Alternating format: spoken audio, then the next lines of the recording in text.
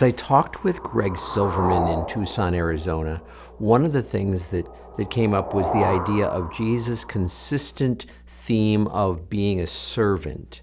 And so I asked him, what should that look like, practically speaking, for a worship leader? So a worship leader, in that case, is somewhat like a waiter at a restaurant, serving at a restaurant. And so at a good restaurant, the main focus is the meal. It's not the waiter or the waitress.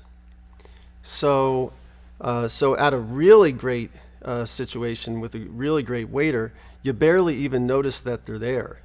They come take the order, they bring the food, but you're still in conversation with the person.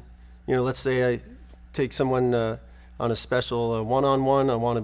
They are deep in conversation. The last thing I'd want is for the waiter to kind of clunk the plates all over the place and interrupt everything. And hey, look at me, and I'm the waiter. Would you please give me your attention now?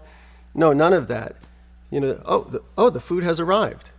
So I think for worship leaders, if we can be like a good waiter or a waitress at a restaurant, where we're serving the people, it's about the meal, it's not about the worship leader, that'll help keep a focus where it needs to be, I think.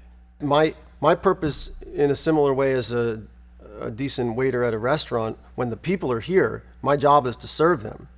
So what will help them? Will it help them if I dress a certain way? I'll do it. Will it help them if I smile a certain way? Sure, I'll be there for you. What do you need, congregation? How can I get this to you? As Greg and I talked, I really enjoyed that analogy.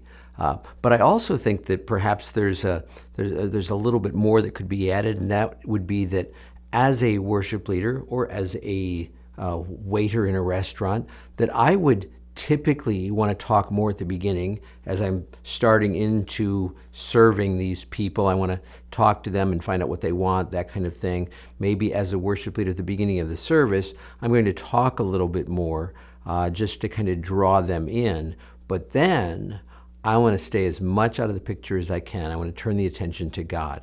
And so I think he's right. I think that's a great way of looking at that. And so I'm going to encourage you just to contemplate, what does that mean? You know, look back maybe over the last few weeks of your leading, and were there things that perhaps you could have done differently from this perspective that would have made it easier for people to connect with God instead of having the attention focused on you? Brought to you by myworshipleadingcoach.com. Helping you to be more fully equipped as a worship leader.